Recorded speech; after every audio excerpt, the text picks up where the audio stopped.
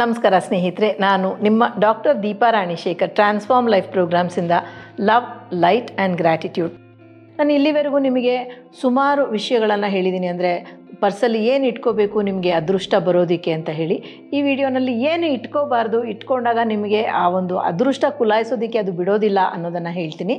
ಅದಕ್ಕೂ ಮುಂಚೆ ಒಂದು ವಿಷಯ, ದಯವಿಟ್ಟು ಬೆಲ್ ಐಕನ್ನ ಕ್ಲಿಕ್ ಮಾಡಿ. ಇನ್ನೂ ಸಬ್ಸ್ಕ್ರೈಬ್ ಮಾಡ್ಕೊಂಡಿಲ್ಲ ಅಂದರೆ ನಮ್ಮ ಚಾನಲ್ನ ಖಂಡಿತ ಸಬ್ಸ್ಕ್ರೈಬ್ ಮಾಡ್ಕೊಳ್ಳಿ ಅಂತ ಸವಿನಯ ವಿನಂತಿನ ಮಾಡ್ಕೋತಾ ಇದ್ದೀನಿ. ಆಲ್ರೆಡಿ ಮಾಡ್ಕೊಂಡಿದ್ರೆ ನಿಮಗೆ ತುಂಬ ಹೃದಯದ ಥ್ಯಾಂಕ್ಸನ್ನು ಹೇಳ್ತಾ ಇದ್ದೀನಿ. ಮತ್ತು ಲೈಕ್ ಮಾಡೋದನ್ನು, ಈ ವಿಡಿಯೋ ಲೈಕ್ ಮಾಡೋದು, ಶೇರ್ ಮಾಡೋದನ್ನು ಮರಿಬೇಡಿ. ಕಾಮೆಂಟ್ ನೀವು ಮಾಡ್ತಿರ್ತೀರ, ಅದಕ್ಕೆ ಪ್ರತಿ ಉತ್ತರ ನಾನು ಕೊಡ್ತಾ ಇರ್ತೀನಿ. ಹಾಗೆ ವಿಚಾರಗಳು ವಿನಿಮಯ ಆಗ್ತಾ ಇರಲಿ. ಹಣ ಅಂತಂದಾಗ ಎಲ್ರಿಗೂ ಬೇಕಾದಂಥ ವಿಷಯ ಅಲ್ವಾ. ದುಡ್ಡು ಬೇಕೇ ಬೇಕು, ಆದರೆ ಅದು ಹೇಗೆ ಬರುತ್ತೆ, ಎಲ್ಲಿ ಬರುತ್ತೆ, ಏನು ಬರುತ್ತೆ ಅನ್ನೋದು ಮುಖ್ಯ. ಅಂದರೆ ದುಡ್ಡು ಅಂತ ಅನ್ನೋದು ಒಂದು ಎನರ್ಜಿ, ಅದರ ಬಗೆಗಿನ ಒಂದು ಆ್ಯಟಿಟ್ಯೂಡ್ ತುಂಬ ಮುಖ್ಯ ಆಗುತ್ತೆ. ಆ್ಯಟಿಟ್ಯೂಡ್ ಅಂದರೆ ಏನು ಅಂತಂದರೆ ಅದರ ಬಗ್ಗೆ ನಮಗಿರುವಂಥ ಒಂದು ಭಾವನೆ. ನಾನೊಂದು ಸಣ್ಣ ಕಥೆನ ಹೇಳ್ತೀನಿ, ನಿಮಗೆ ಗೊತ್ತು ಕತೆ ಹೇಳೋದು ನನ್ನೊಂದು ಹುಚ್ಚು ಅಂತ ಹೇಳಿ. ಕತೆ ಕೇಳಿಸ್ಕೊಳ್ಳಿ, ಆಮೇಲೆ ವಿಷಯಕ್ಕೆ ಬರೋಣ. ಒಂದು ಊರಿನಲ್ಲಿ 3 ಜನ ಫ್ರೆಂಡ್ಸ್ ಇದ್ರಂತೆ. ಅವರು 3 ಜನ ರೂಮ್ ಮೇಟ್ಸ್, ಒಂದೇ ಮನೆಯಲ್ಲಿ ರೂಮ್ ಮೇಟ್ಸ್ ಅಲ್ಲ, ಫ್ಲ್ಯಾಟ್ ಮೇಟ್ಸ್ ಅಂತ ಇಟ್ಕೊಳ್ಳಿ, ಅಥವಾ ಹೌಸ್ ಮೇಟ್ಸ್, ಯಾವ ಮೇಟ್ಸ್. ಒಟ್ಟಿನಲ್ಲಿ ಒಂದು ಮನೆಯಲ್ಲಿ 3 ಬೆಡ್ರೂಮ್ ಇರುತ್ತೆ. ಆ 3 ಬೆಡ್ರೂಮಲ್ಲಿ 3 ಜನ ಇರ್ತಾರೆ. ಅವರನ್ನು ರಾಮ, ಸೋಮ, ಭೀಮ ಅಂತ ಕರೆಯೋಣ. ಒಂದಿನ ಭೀಮ ಮತ್ತು ಸೋಮ ಹೊರಗೆ ಬಂದು ನೋಡ್ತಾರೆ, ಒಂದು ಸೂಪರ್ ಆಗಿರುವಂಥ ಕಾರು, ಒಂದು BMW ಕಾರ್ ನಿಂತಿರುತ್ತೆ. ಏನು ಚೆನ್ನಾಗಿರುತ್ತೆ, ₹1,00,00,000 ಬೆಲೆ ಬಾಳೋವಂಥ ಕಾರು. ಸೋಮ ಹೇಳ್ತಾನೆ, ಎಂಥ ಒಳ್ಳೆ ಕಾರು, ಹೇಗೆ ಸಿಕ್ತು ರಾಮನ್ಗೆ ಅಂತ. ಭೀಮ, ಹೌದು ನನಗೂ ಅದು ಗೊತ್ತಿಲ್ಲ, ಒಂದು ರೌಂಡ್ ಹೋಗಬೇಕು ಅಂತ ಆಸೆ ಪಡ್ತಿದ್ದೆ ಅಂತಂದಾಗ ಅಷ್ಟರಲ್ಲಿ ರಾಮ ಹೊರಗೆ ಬರ್ತಾನೆ. ನಂದು ಹೊಸ ಕಾರು ಕೊಂಡ್ರೋ, ಬರ್ತೀರಾ, ರೌಂಡ್ ಕರ್ಕೊಂಡು ಹೋಗ್ತೀನಿ ನಿಮಗೆ, ಬರ್ತೀರಾ, I'll take you for a long drive ಅಂತ ಕರೀತಾನೆ. ಮಕ್ಕಳು ಬಿಡ್ತಾರಾ, ಹುಡುಗರು ಬಿಡ್ತಾರಾ, ಆಯಿತು ನಡಿ ಹೋಗೋಣ ಅಂತ ಹೋಗ್ತಾರೆ. ಆಗ ಕೇಳ್ತಾರೆ, ರಾಮ ಹೆಂಗೆ ಸಿಕ್ತು ನಿಂಗೆ ಇಂಥ ಕಾರು, ಎಲ್ಲಿಂದ ದುಡ್ಡು ಬಂತು, ನೀನು ನಮ್ಮ ಜೊತೆ ಒದ್ದಾಡ್ತಿರ್ತೀಯ, ತಿಂಗಳು ಕೊನೆ ಆದರೆ ಇಂಥ ಕಾರು ಕೊಂಡ್ಕೊಳ್ಳೋಕೆ ಹೆಂಗಪ್ಪ ನಿಂಗೆ ದುಡ್ಡು ಬಂತು ಅಂಥೇಳಿ. ಆಗ ರಾಮ ಹೇಳ್ತಾನೆ, ನನ್ನ ಅಣ್ಣ ಇದ್ದಾನೆ, ಅವನು ನನಗಿದನ್ನು ಗಿಫ್ಟ್ ಮಾಡ್ದ, my brother gifted it to me, ನನ್ನ ಅಣ್ಣ ನನಗಿದನ್ನು ಗಿಫ್ಟಾಗಿ ಕೊಟ್ಟ ಅಂತ ಹೇಳಿ ರಾಮ ಹೇಳ್ತಾನೆ. ಆಗ ಭೀಮ ಹೇಳ್ತಾನೆ, ನನಗೂ ಇಂಥ ಒಂದು ಅಣ್ಣ ಇರಬಾರ್ದಾ, ನನ್ನ ಆಸೆ ಅದು, ನನಗೂ ಇಂಥ ಒಂದು ಅಣ್ಣ ಬೇಕು ಅಂತ. ಆಗ ಸೋಮ ಹೇಳ್ತಾನೆ, ನಾನು ಆ ಅಣ್ಣನಾಗಿ ಇರಬೇಕು ಅಂತ ನಾನು ಆಸೆ ಪಡ್ತೀನಿ. How I wish I were that brother ಅಂತ ಹೇಳ್ತಾನೆ. ಅಂದರೆ ಹೀ ಈಸ್ ದಟ್ ಬ್ರದರ್ ಅಂದಾಗ ಕಾರನ್ನು ತಮ್ಮನಿಗೆ ಕೊಡುವಷ್ಟು ಅವನಿಗೆ ಸ್ಥಿತಿವಂತಿಕೆ ಇದ್ದರೆ ಅವನು ಯಾವ ಸ್ಥಿತಿನಲ್ಲಿದ್ದಾನೆ ನೀವು ಊಹಿಸ್ಕೊಳ್ಳಿ. ಆ್ಯಟಿಟ್ಯೂಡ್ ಅಲ್ವಾ, ಭಾವನೆ ಅಲ್ವಾ. ಇವನಿಗೆ ಬಂತು, ಅದಕ್ಕೆ ಕೃತಜ್ಞತೆ ಇದೆ ಅವನಿಗೆ ಅಂತ ಅಂದ್ಕೊಳ್ಳೋಣ. ಭೀಮನಿಗೆ ಅಂಥ ಒಂದು ಅಣ್ಣ ಇರಬಾರ್ದು ಅಂತಂದರೆ ನಾನೇ ಅದನ್ನು ಗಳಿಸ್ಬೇಕು ಅನ್ನೋ ಒಂದು ವಿಶ್ವಾಸ ಅವನಿಗಿಲ್ಲ, ಆಸೆ ಅವನಿಗಿಲ್ಲ. ಸೋಮನಿಗೆ ನಾನೇ ಅಣ್ಣನಾಗಬೇಕು, ನಾನೇ ಗಳಿಸ್ಬೇಕು ಅಂತ. ಸೊ ಹಣದ ಬಗ್ಗೆ ಕೂಡ ನಮಗೆ ವಿಭಿನ್ನ ಭಾವನೆಗಳು ಇರುತ್ತೆ. ಹಾಗೆ ಈ ಭಾವನೆಗಳು ಒಂದು ಕಡೆ ಆದರೆ, ನಾವು ಯಾವ ವಸ್ತುವನ್ನು ಪರ್ಸಲ್ಲಿ ಇಟ್ಟಾಗ ಅದರಿಂದ ಏನೇನೋ ಅಚಾತುರ್ಯ ಏನಾಗುತ್ತೆ ಅಂತ ಹೇಳಿದಾಗ ಈ ವಿಷಯಗಳನ್ನು ನಾವು ನಮ್ಮ ಪರ್ಸಲ್ಲಿ ಇಟ್ಕೋಬಾರ್ದು. ಯಾವುದು ಅಂದಾಗ ರಸೀದಿಗಳು. ನಾವೇನು ಅನ್ಕೋತೀವಿ, ರಸೀದಿ ಪರ್ಸಲ್ಲಿ ಇಟ್ಕೊಂಡಾಗ ನಮಗೆ ಅದು ನೆನಪಿರುತ್ತೆ, ಎಷ್ಟು ಖರ್ಚಾಯಿತು ಲೆಕ್ಕ, ಅದೆಲ್ಲ ಒಂದು ಕಡೆ ಲೆಕ್ಕ ಬರ್ಕೊಂಡು ಹಳೆ ರಸೀದಿಗಳನ್ನು ಒಂದು ಡಬ್ದಲ್ಲಿ ಹಾಕಿ ಕಣ್ಣು ಕಾಣದೆ ಇಟ್ಬಿಡಿ, ಆಯಿತಾ. ಹೊಸ ರಸೀದಿಗಳು ನೀವು ಅದು ಬೇಕು ಅಂತ ಅನಿಸಿದ ಪಕ್ಷದಲ್ಲಿ ಅದು ಇನ್ನೊಂದು ಕಡೆ ಇಟ್ಕೊಳ್ಳಿ. ಖಂಡಿತ ನಿಮ್ಮ ವಾಲೆಟ್ ಅಥವಾ ಪರ್ಸಲ್ಲಿ ಮಾತ್ರ ಇಟ್ಕೋಬೇಡಿ. ಯಾಕೆ ಅಂತಂದರೆ ಇದು ಖರ್ಚು ಮಾಡ್ತಾನೆ ಇರೋ, ಅಂದರೆ ದುಡ್ಡು ಬರ್ತಾ ಇದೆ ಖರ್ಚಾಗ್ತಾನೆ ಇದೆ ಅಂತ ಹೇಳ್ತಿರಲ್ಲ, ನಿಮ್ಮ ಪರ್ಸಲ್ಲಿ ಹಳೆಯ ರಸೀದಿಗಳಿರುತ್ತೆ. ಅದು ಫಿನಾನ್ಷಿಯಲ್ ಲಾಸನ್ನು ಸೂಚಿಸುತ್ತೆ, ಖರ್ಚಿಗೆ ಮಾತ್ರ ದಾರಿ ಮಾಡಿಕೊಡುತ್ತೆ. ಅದಕ್ಕೆ ಹಣ ಬರೋದಕ್ಕೆ ಇನ್ಫ್ಲೋ ಇಲ್ಲ, ಬರೀ ಔಟ್ಫ್ಲೋನ ಮಾಡಿಕೊಡುತ್ತೆ. ಖರ್ಚಾಗ್ತಾನೆ ಇದೆ, ದುಡ್ಡು ಬರೆದಿದ್ರೆ ಹೇಗಲ್ವಾ. ಸೊ ರಸೀದಿಗಳನ್ನು ಪರ್ಸಲ್ಲಿ ಖಂಡಿತ ಇಟ್ಕೊಬಿಡಿ. ಎರಡನೇ ವಿಷಯ, ಫೇಕ್ ಮನಿ. ಅಂದರೆ ಈ ಮೊನೊಪಲಿ ಟ್ರೇಡು, ಬಿಸ್ನೆಸ್ಸು, ಇದರಲ್ಲೆಲ್ಲ ಆಟ ಆಡೋದಕ್ಕೆ ಒಂದು ನೋಟಿನ, ಪ್ಲಾಸ್ಟಿಕ್ ನೋಟ್ ಇರ್ಬೋದು ಅಥವಾ ದುಡ್ಡಿನ ಫೋಟೋ ಕಾಪಿನ ಇಟ್ಕೊಂಡಿರ್ತಾರೆ, ಅದು ಕೂಡ ಇಟ್ಕೋಬೇಡಿ. ಇದನ್ನು ಇಟ್ಕೊಳ್ಳೋದ್ರಿಂದ ಅಥವಾ ಕೆಲವೊಂದು ಕಡೆ ನಿಮಗೆ ಡೂಪ್ಲಿಕೇಟ್ ದುಡ್ಡಿನ ಒಂದು ಹಣದ ಒಂದು ಫೋಟೋಗಳು ಸಿಗುತ್ತೆ, ಅದನ್ನು ಕೂಡ ಇಟ್ಕೋಬೇಡಿ. ಇದನ್ನು ಇಟ್ಕೊಂಡಾಗ ನೀವು ಯೂನಿವರ್ಸ್, ಬ್ರಹ್ಮಾಂಡಕ್ಕೆ ಏನು ಹೇಳ್ತಿದ್ದೀರಾ ಅಂತಂದರೆ, ಫೇಕ್ ಆಪರ್ಚುನಿಟೀಸ್, ಸುಳ್ಳಾದ ಅವಕಾಶಗಳು, ಮೋಸದ ಅವಕಾಶಗಳಿಗೆ ನಾನು ಪರವಾಗಿಲ್ಲ, ನಾನು ರೆಡಿ ಇದ್ದೀನಿ ಅಂತ ಹೇಳ್ತಾ ಇದ್ರಿ. ಯಾಕೆ ಮೋಸದ ಅವಕಾಶಗಳು ಬರ್ದೇನೆ ಇರ್ಬೋದಲ್ವಾ. ಸೊ ಅದನ್ನು ಖಂಡಿತ ಇಟ್ಕೋಬೇಡಿ. ಆಮೇಲೆ ಯಾವತ್ತೋ ಒಂದು ದಿವಸ ಅನಾರೋಗ್ಯ ಆದರೆ, ತಲೆನೋವಿಗೆ ಅಥವಾ ಹೊಟ್ಟೆ ಕೆಟ್ಟರೆ, ಗ್ಯಾಸ್ಟ್ರಿಕ್ಗೆ, ಲೂಸ್ ಮೋಷನ್ಗೆ, ಮತ್ತೊಂದಕ್ಕೆ, ಮಗದೊಂದಕ್ಕೆ, ಜ್ವರಕ್ಕೆ ಅಂತ ಹೇಳಿ ಔಷಧಿಗಳನ್ನು ನಿಮ್ಮ ಪರ್ಸಲ್ಲಿ ಇಟ್ಕೋಬೇಡಿ. ಅದು ಸಿಕ್ ಮನಿ, ಅಂದರೆ ಆ ಹಣ ಬಂದ್ರೂ ಅದನ್ನು ನೀವು ಅನುಭವಿಸೋಕ್ಕಾಗಲ್ಲ, ಮತ್ತು ಆ ದುಡ್ಡನ್ನು ನೀವು ಅನಾರೋಗ್ಯಕ್ಕೆ ಖರ್ಚು ಮಾಡ್ತೀರಾ. ಸೊ ಹಾಗಾಗಿ ಖಂಡಿತ ಅದನ್ನು ನೀವು ಇಟ್ಕೋಬೇಡಿ. ಇದನ್ನು ಬಿಟ್ಟು ಇನ್ನೇನನ್ನು ಇಟ್ಕೋಬಾರ್ದು ಅಂತಂದಾಗ, ನಾನು ಸೀರೆ ಉಡಬೇಕಾದಾಗ ನನಗೆ ಹೆಲ್ಪ್ ಆಗುತ್ತೆ ಅಂತ ಒಂದು ಪಿನ್ನನ್ನು ಇಟ್ಕೊಳ್ಳೋದು, ಅಥವಾ ನಾನು ನನಗೆ ಗುಂಡು ಪಿನ್ ಬೇಕು ಯಾವುದೋ ಒಂದು ಫೈಲಿಗೆ ಹಾಕೋಕ್ಕೆ, ಈ ಥರ ಶಾರ್ಪ್ ಆಬ್ಜೆಕ್ಟ್ಸನ್ನು ಇಟ್ಕೊಬಿಡಿ. ಅದು ನಿಮ್ಮನ್ನು ಚುಚ್ಚುತ್ತಾ ಇರುತ್ತೆ. ನಿಮಗೆ ಬರೋ ಹಣ ಬಂದಾಗೆಲ್ಲ ನಿಮಗೆ ಚುಚ್ಚತ್ತೆ, ಏನೋ ಒಂದು ಗಿಲ್ಟ್ ಆಗುವಂಥ ಹಣ ನಿಮಗೆ ಬರುತ್ತೆ, ಅಥವಾ ಬಂದ್ರೂ ಅದು ನಿಮಗೆ ಖುಷಿಯನ್ನು ಕೊಡೋದಿಲ್ಲ. ಸೊ ಅದನ್ನು ಖಂಡಿತ ಇಟ್ಕೋಬೇಡಿ. ಮತ್ತು ಎಕ್ಸ್ಪೈರ್ ಆದಂಥ ಡೆಬಿಟ್ ಕಾರ್ಡ್, ಕ್ರೆಡಿಟ್ ಕಾರ್ಡ್ ಇದನ್ನೆಲ್ಲ ನೀವು ಖಂಡಿತ ಇಟ್ಕೋಬೇಡಿ. ಅದನ್ನು ನೀವು ಮುರಿದು ಹಾಕ್ಬಿಡಿ ಅಥವಾ ಕಟ್ ಮಾಡಿ ಹಾಕ್ಬಿಡಿ. ಪರ್ಸಲ್ಲಿ, ವಾಲೆಟಲ್ಲಿ ಖಂಡಿತ ಇಟ್ಕೋಬೇಡಿ. ಅಂದರೆ ನಿಮಗೆ ದುಡ್ಡಿದ್ರೂ ಅದಕ್ಕೆ ಖರ್ಚು ಮಾಡೋ ಅವಕಾಶ ಇರೋದಿಲ್ಲ. ಅಂದರೆ ಎಲ್ಲೋ ಇರುತ್ತೆ, ಲಾಕ್ ಆಗಿರುತ್ತೆ, ಅದು ನಿಮ್ಮ ಅಕೌಂಟಿಗೆ ಬರೋದಕ್ಕೆ ಆಗಲ್ಲ. ಮತ್ತು ಸತ್ತವರ ಫೋಟೋಗಳನ್ನು ಇಟ್ಕೊಬೇಡಿ. ನಿಮಗೆ ಎಷ್ಟೇ ಪ್ರೀತಿ ಪಾತ್ರರಾಗಿದ್ದರು, ನಿಮ್ಮ ತಂದೆ ತಾಯಿ, ಅಜ್ಜಿ ಅಜ್ಜ ಯಾರಿದ್ರೂ ಅವರು ತೀರ್ಕೊಂಡಿದ್ದಾಗ ಅವರ ಫೋಟೋನ ಇಟ್ಕೋಬೇಡಿ. ಯಾಕೆಂದರೆ ಆ ಹಣ ಒಂಥರ ಸತ್ತ ಹಾಗೆ, ಕಾಲು ಮುರಿದ ಹಾಗೆ ಬಿದ್ದಿರುತ್ತೆ. ನಿಮಗೆ ಖರ್ಚು ಮಾಡೋದಕ್ಕೆ ಅವಕಾಶ ಬರೋದಿಲ್ಲ. ಖರ್ಚು ಮಾಡದೇ ಇದ್ದರೆ ಇನ್ನೂ ಒಳ್ಳೆಯದಲ್ವ. ಅಂದರೆ ನಿಮಗೆ ಬೇಕಿರುತ್ತೆ, ಆದರೆ ಬ್ಯಾಂಕ್ ರಜೆ ಇರುತ್ತೆ, ಬ್ಯಾಂಕಲ್ಲಿದೆ, ATM ಅಲ್ಲಿ ವರ್ಕ್ ಆಗ್ತಿಲ್ಲ, ಬ್ಯಾಂಕಲ್ಲಿದೆ, ನಿಮಗೆ ತೊಗೊಳಕ್ಕಾಗಲ್ಲ. ಯಾಕೆ ಅಂತಂದರೆ ಬ್ಯಾಂಕ್ ರಜೆ ಇದೆ. ಆ ಥರ ಸಂದರ್ಭಗಳು ಬಂದುಬಿಡುತ್ತೆ. ಸೊ ಖಂಡಿತ ಅದನ್ನು ಇಟ್ಕೋಬೇಡಿ. ಇನ್ನೇನನ್ನು ಇಟ್ಕೋಬಾರ್ದು ಅಂದರೆ ಚಲಾವಣೆಯಲ್ಲಿ ಇಲ್ಲದೇ ಇರುವಂಥ ನೋಟು. ಈಗ 2000 ರೂಪಾಯಿ ಚಲಾವಣೆನಲ್ಲಿಲ್ಲ, ಹಳೆ 500 ರೂಪಾಯಿ ಚಾಲ್ತಿನಲ್ಲಿಲ್ಲ. ಅದು ಬಿಟ್ಟರೆ 1000 ರೂಪಾಯಿ ನೋಟಿತ್ತು, ಅದು ಚಲಾವಣೆನಲ್ಲಿಲ್ಲ. ಅದನ್ನೆಲ್ಲ ಖಂಡಿತ ಇಟ್ಕೋಬೇಡಿ. ಯಾಕೆಂದರೆ ಇಟ್ಕೊಂಡಾಗ ನೀವು ಕೂಡ ಬೇಗ ಚಲಾವಣೆಯಿಂದ ಹೊರಗೆ ಹೊರಟೋಗ್ತೀರಾ. ಸೊ ಅದು ಮತ್ತು ಇನ್ನೊಂದು ಏನಂತಂದರೆ ಬೀಗವನ್ನು ಇಟ್ಕೋಬೇಡಿ.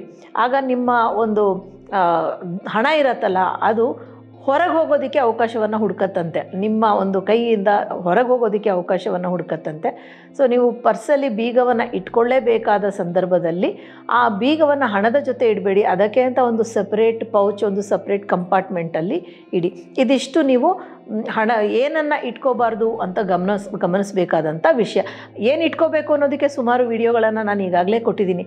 ಇಟ್ಕೊಳ್ಬಾರ್ದಿರೋದು ಇದನ್ನು ಖಂಡಿತ ನೀವು ಜ್ಞಾಪಕದಲ್ಲಿ ಇಟ್ಕೊಳ್ಳಿ.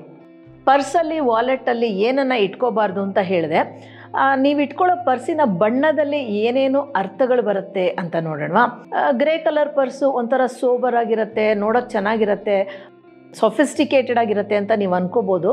ಆದರೆ ಗ್ರೇ ಅಂದಾಗ ಅದು ನ್ಯೂಟ್ರಲ್, 6ಕ್ಕೆ ಏರಲ್ಲ, 3ಕ್ಕೆ ಇಳಿಯಲ್ಲ, ಸ್ಥಿರತೆ ಇರುತ್ತೆ. ಆದರೆ ಸ್ಥಿರತೆ ಮಾತ್ರ ಇದ್ದರೆ ಸಾಲದು, ಬೆಳವಣಿಗೆ ಇರಬೇಕಲ್ವಾ. ನಿಮಗೆ ಹೆಂಗೆ ಬಂತು ಹಣ, ಏನು ಬಂತು ಅದೆಲ್ಲ ಗೊತ್ತಿರುತ್ತೆ, ಆದರೆ ನಿಮಗೆ ಬೆಳವಣಿಗೆ ಇಲ್ಲ ಅಂತಂದಮೇಲೆ ಏನು ಪ್ರಯೋಜನ.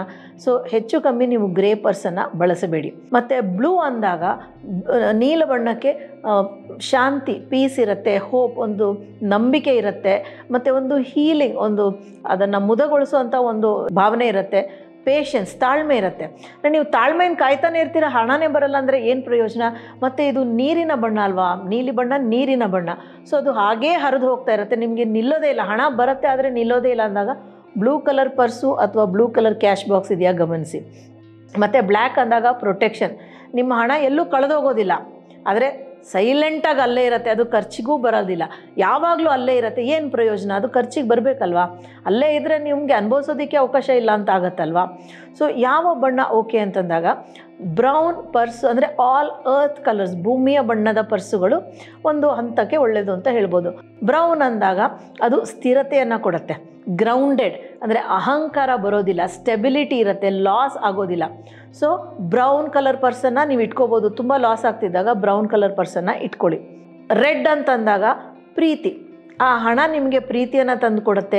ಆ ಹಣ ಇಟ್ಕೊಂಡಾಗ ಹಣದ ಬಗ್ಗೆ ನಿಮಗೆ ಪ್ರೀತಿ ಇರುತ್ತೆ.